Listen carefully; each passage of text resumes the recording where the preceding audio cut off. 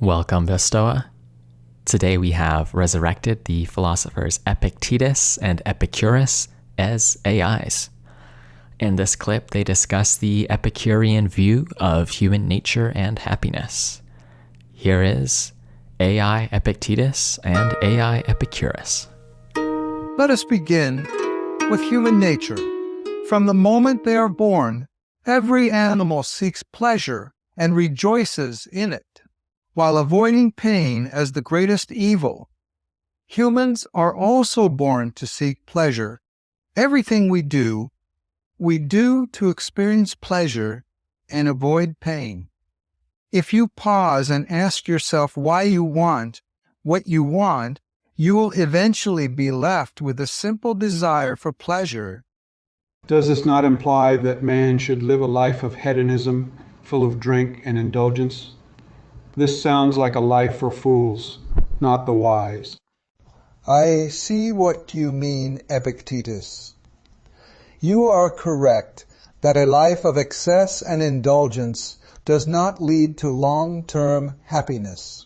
As I have said, luxurious food and drinks do not protect us from harm, and wealth beyond what is natural is no more useful than an overflowing container. True value is not found in theaters, baths, perfumes, or ointments, but in philosophy. We should strive for a tranquil state of mind, and this can be achieved through simple living. Hedonism, properly understood, is simply the notion that we ought to pursue what truly brings us pleasure. It is a truth that the wise need little to achieve happiness, but your understanding of the nature of man is incorrect. We do not enter the world seeking pleasure, but rather seeking our own survival. As we grow and mature, we begin to identify with more than just ourselves and value more than just our own survival and pleasure. It is through maturity that we can fulfill our rational nature rather than being slaves to our desires. We are rational beings capable of making decisions, not simply slaves to our primal desires.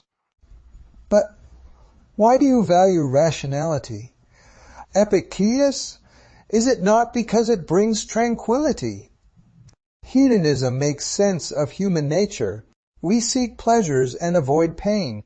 It is only later in life that we become corrupted and foolishly seek status, power, and wealth for their own sake.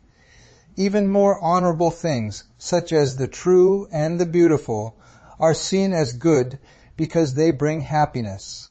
We act to preserve ourselves and survive, regardless of pleasure or pain. We act virtuously because it is what we are meant to do, not because it feels good. The thief should not steal because it is vicious and low, not because he may get caught and suffer. Is it not the case that every action we take is motivated by a desire for pleasure or a desire to avoid pain?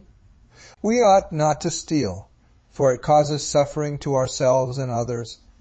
And even if we are not caught in the act, thieves tend to suffer more and cause more suffering than those who do not steal. This is a straightforward principle. This is a simple doctrine. No, Epicurus. The truly good person does not steal for another reason. It is not our role to be slaves to our passions. Instead, we each have different roles. To be a good child, parent, sibling, citizen, employee, and each of these roles comes with its own set of principles. If we fulfill these roles, well, it does not matter whether we feel pleasure or pain. For example, if you are a father, you must raise your children well, regardless of how it makes you feel. If you are a soldier, you should serve your country justly and honorably, even if you are not in the mood to do so. There are many roles that require sacrifices that your philosophy of hedonism cannot explain, such as the soldier who sacrifices himself for the good of the city. Oh, the soldier. Such a selfless and courageous soul, sacrificing himself to rid the world of pain. He couldn't bear the thought of failing his fellow man, and so he heroically gave his life to make things right. If the soldier acted selfishly and did not sacrifice himself and now feels remorse, it is because he failed to fulfill his role as an excellent soldier. Such an act is not done. in order to feel good, but for a higher purpose. It is our own judgment of ourselves and our actions that causes suffering, not the actions that causes suffering. This philosophy of hedonism is ridiculous. But let us move on to another objection. You claim that pleasure is the only good, but some pleasures are evil. We do not value the happiness that the sadist feels, for it is not good at all.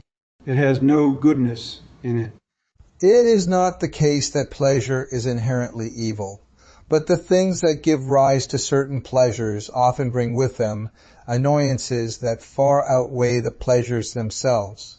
If the pleasure of the sadist is evil, it is either because it causes pain in others, or because it is likely to cause pain in the sadist through feelings of guilt. This defies all reason. And that was AI Epictetus and AI Epicurus. Do let us know what you thought in the comments and what you'd like to see them debate next. Thanks to Michael Levy for letting us use his music. And do check out Stoa for more content on Stoicism and ancient philosophy.